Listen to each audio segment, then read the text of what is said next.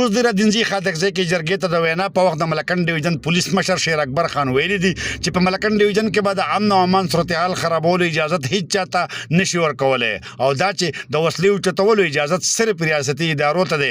دې نه علاوه چې څوک هم وسله اوچتئ سرکوبي به کولی شي.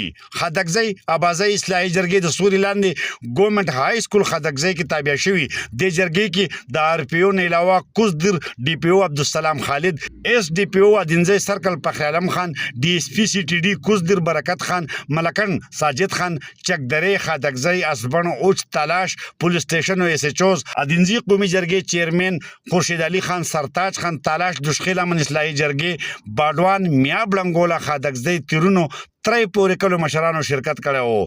جرګې ته د وینا په وخت مقامي مشرانو اشفاق الرحمن باچا، عبدالرشید خان، تلاش جرګې صدر اسرار خان، پروفیسر عبدالخبیر او نورو جرګې ته په راتګ او ولسي حوصله افزایي د آر پی او ملکنډ سره نورو پولیس افسرانو شکریه ادا کړه.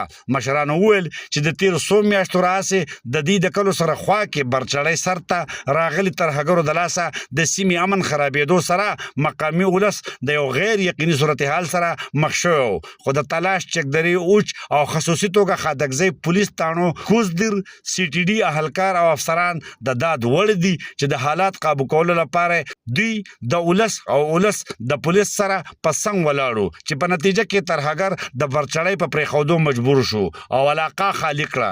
مشرانو تمه څرګنده کړه چې په راتلونکي وخت کې به هم دغه شان تعاون جاري وي.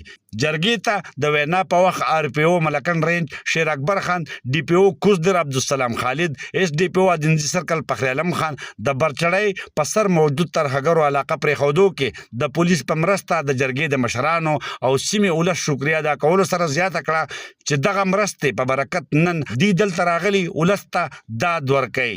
دوی ویل چې پاکستان د دې ځمکه او وسایل زموږ دي، په دې وجه د دې حفاظت زموږ د ټولو ذمه داري ده.